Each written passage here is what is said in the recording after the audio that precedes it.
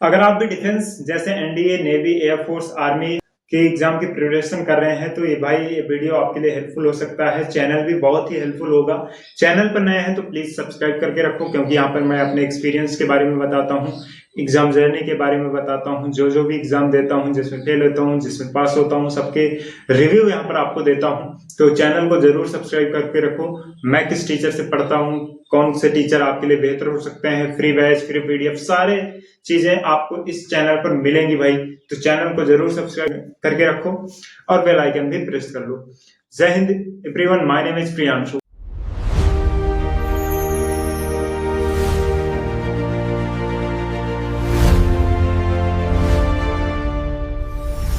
मैं आज इस वीडियो में अपने एग्जाम जर्नी के बारे में आपसे शेयर करने वाला हूं। देखो भाई, मैंने सबसे पहले जो एग्जाम दिया था ना, वो एनडीए का था।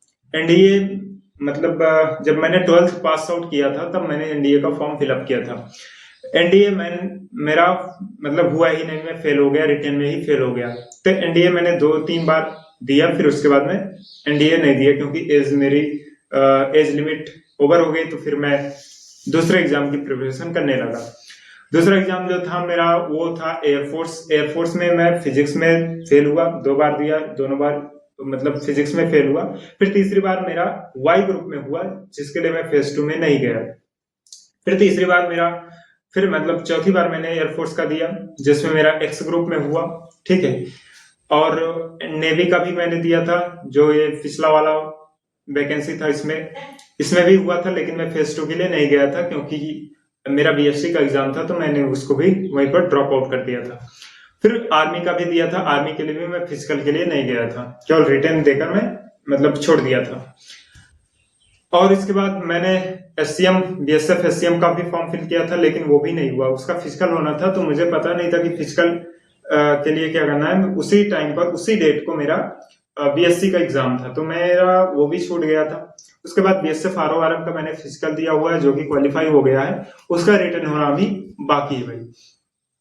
बाकी बात करते हैं एयरफोर्स की। तो यार एयरफोर्स ना मैंने जो है वो केवल यूट्यूब चैनल से ही पढ़कर मतलब क्रैक किया है। बाकी कुछ किताबें थी, उसके बारे में मैं बात करूंगा। कमेंट आप जरूर कर देना कि कौन कौन सी किताबें आप चाहते हैं, किससे हेल्पफुल आपको मिल सकती है। भाई अगर आप प्रिपरेशन कर रहे हो ना इस बार, तो कमेंट में जरूर बता देना कि आपने इस साल का फॉर्म फिल किया है या नहीं। फिर उसके बाद मतलब जो मैं इंग्लिश पढ़ता था ना, वो भाई वन एंड ओनली टीचर है इंग्लिश के, वो है संजीव ठाकुर सर। संजीव सर से ही मैं इंग्लिश पढ़ता था यार, और बहुत ही जबरदस्त पढ़ाते हैं, क्या गजब पढ़ाते हैं। यूट्यूब पर ही, ठीक है, जो उनकी वीडियोज आती थी, मैराथन्स आती थी, बस उसी को पढ़ लो, आपका हो जाएगा भाई। अगर आपका बेसिक थोड़ा भी ठीक ठाक है ना, तो आप इंग्लिश जो है ना वो स्कोरर सब्जेक्ट है, मतलब उसी में सबसे ज्यादा स्कोर आपके बनते हैं। मेरा खुद ही 20 में 20 आता है इंग्लिश में, तो इंग्लिश मेरे लिए भी वो मार्क्स मतलब समझ लो स्कोरर का ही काम करता है इंग्लिश मेरे लिए। फिर मैंने मतलब जो फिजिक्स पढ़ा वो आरएस सर से पढ़ा।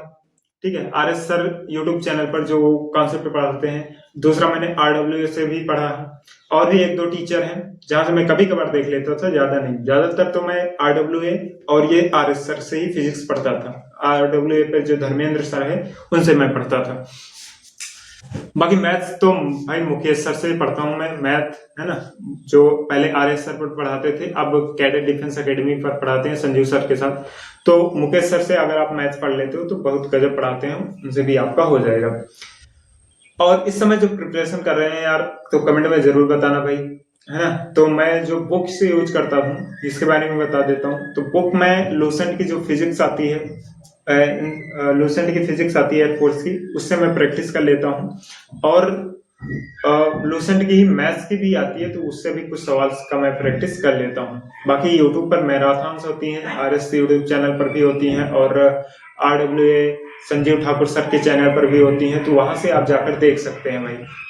और अगर आपने इस बार फॉर्म फिल किया ना भाई, किसी का भी, नेवी का, नेवी का, एयरफोर्स का, या फिर बीएसएफ आरओआरएम का, कमेंट में जरूर बताना भाई बीएसएफ आरओआरएम के कितने लोगों ने फॉर्म को फिल किया है। तो फिर बताना यार कि मतलब अगर आप इन सब का फॉर्म फिल किए हो ना, तो यार मॉक टेस्ट जरूर देना है ना। सिलेबस आप कंप्लीट करो, मॉक जरूर देना भाई, क्योंकि एयरफोर्स और नेवी में ना केवल टाइम का खेल होता है। क्वेश्चंस इजी रहेंगे, फिजिक्स के क्वेश्चंस के लेवल ऊपर रहते हैं, लेकिन मैथ और इंग्लिश का तो सबका हो जाता है, मैथ्स का भी बहुत इजी रहता है, लेकिन हाँ टाइम का खेल रहता है। फिजिक्स में भी हो जाते हैं क्वेश्चन, सारे क्वेश्चन हो जाते हैं, लेकिन अगर आप घर पर आओगे तब, ठीक है। वहां पर तो एग्जाम का भी प्रेशर रहता है और टाइम का भी प्रेशर रहता है। तो अगर जितने मॉक टेस्ट आप देते हो ना भाई, तो फिर उतना ही आपके लिए बेनिफिट होगा। तो मॉक टेस्ट जरूर देना।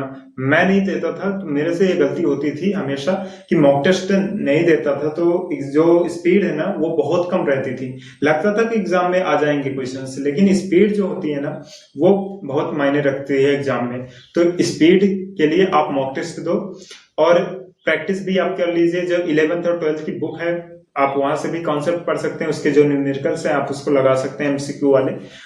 आप मतलब आसानी होती है, बहुत इजी, बहुत मतलब हार्ड नहीं होती है, तो आपका वहां से हो जाएगा, ठीक है भाई।